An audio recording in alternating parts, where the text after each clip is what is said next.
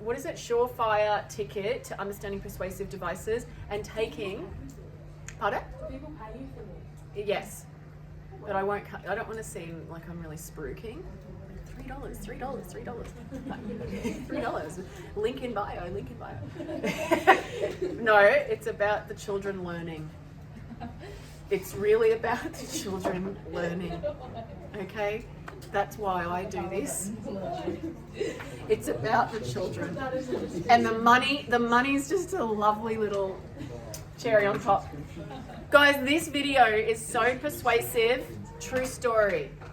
Boys, you got to hear this. The video is so persuasive that I quit eating salmon as a result of this video. So if you stop eating salmon because of your English class today, consider it the power of persuasion. The video is about salmon, and I'm going to scroll down, but you've got it with you. What are the devices we're looking for in this script? We have a checklist. There's a lady in this called Miriam Margolyes, and she is the one that speaks it. So she's got a little bit of celebrity power. You might recognize her from Harry Potter, or she's the nurse in Romeo and Juliet. To get a celebrity, that's a bit of a power move. It's not just your average person, it's Miriam Margolyes. She's going to explore the toxic truth about salmon. The checklist that we are looking for, please eyes on your page because this is horrible and glary. You're going to be looking for emotive language. What might that mean? Emotive language. Language that kind of appeals to your emotions. Can we get an example, please? Emotive language. Brutal instead of just bad. Savage. What was there another one? Toxic. It's in the title. Nice one, Lee. Varied sentence length. It's got all this. And guess what? Your podcasts will have all this too. Imagery, we know. That's descriptive writing. A metaphor. School is a jail. So comparing two things.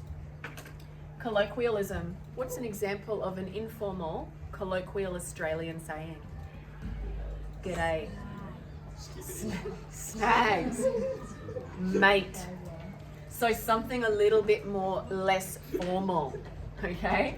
An illusion. Stay with me, grade 11s, because you're going to be smarter in the next 20 minutes than you were before. What is an illusion? It's a brief and indirect reference. It's an allusion to a person, place, thing, or an idea of cultural or literary importance. If I said, he's a real Romeo, what am I alluding to? I'm alluding to Shakespeare's Romeo and Juliet. If you don't know that play, you don't know what Miss Ralph's talking about. He's a real Einstein. If you don't know who Albert Einstein is, you don't know what I'm saying. So an allusion is to something famous. Logos, ethos, pathos. Stay with me, eyes on your page. A call to action. Please add this right now, year 11s, we're writing. What you want to happen. I know it's a bit clunky over that line. It's what you want to happen. There's no use telling us about how much you hate toxic salmon without telling us what you want to happen. With your podcast, you have to tell us, what do you want to happen?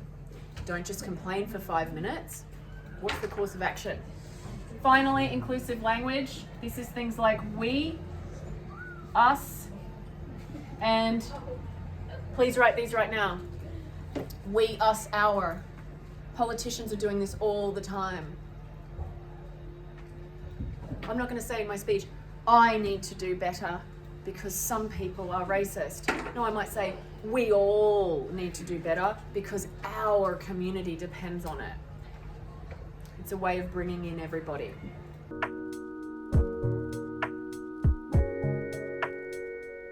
Can someone just call out some devices they've seen in this opening chunk, please?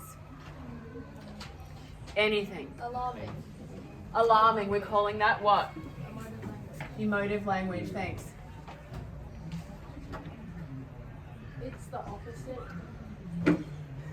Motive language. Let's go some more, please. What's, oh, thank you. We said varied sentence. I love it.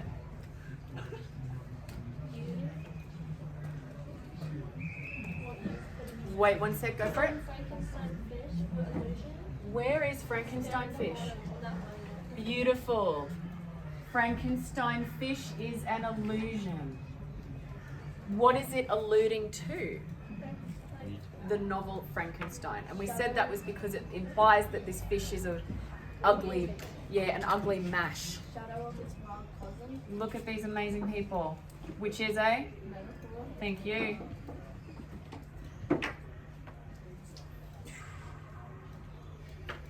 Keep looking at your page, Cruz. It's hard when you're up this close to it. You've got your notes. Is there anything else juicy from this section?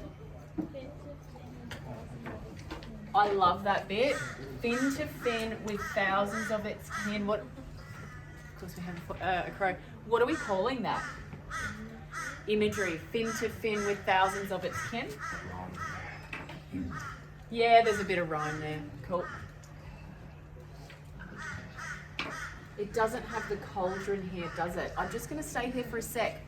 Is there anything more in there? I don't have notes. You did this. Yeah. Quick box is like informal language. Quick bucks is informal language. We had that as a colloquialism as well.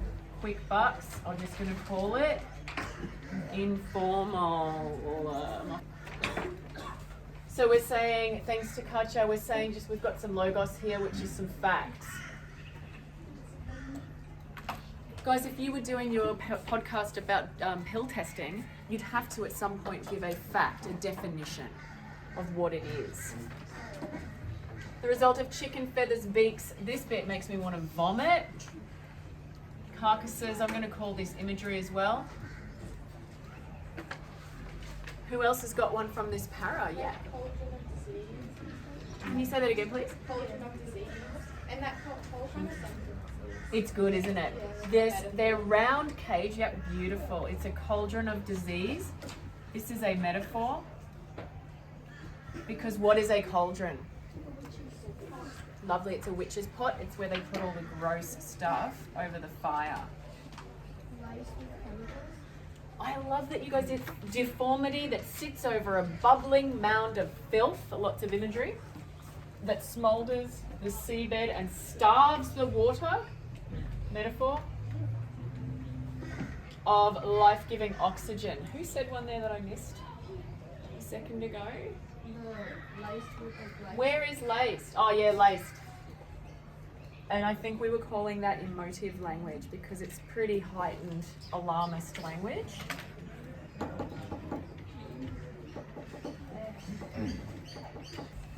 Let's go. Farmed Tasmanian Atlantic Salmon is not a superfood. Not a superfood, it's a super fat bomb. What did we call that? Call it out, please. A super fat bomb. You guys had it? It's a metaphor, thank you so much.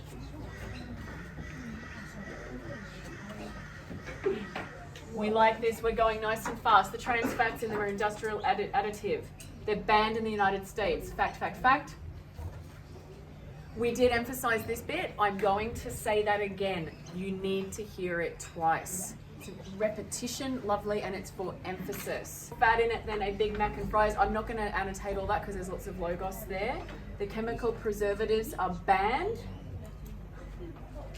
Think, if you will, of the toxins as, oh gosh, this example, what is it? Think of, if you will, of the toxins as they make their way into the breast milk of a nursing mother.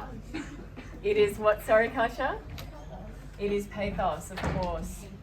What's the difference between a motive language? That's a great question. I'll come back to that. Yeah. Okay. Final paragraph. What is the thing that we need to do in the final part of your speech and your podcast? Which is A on your list of things to do. It is a call to action, guys. Yep. This is where you tell the audience, like, what do you want them to do? She is saying that she wants you to stop eating it. I've got to say, where did you, I forgot to do this one. Australian Heart Foundation is what? Ethos, pathos, or logos? Ethos. Why is that ethos? Credibility. They know it, they love it.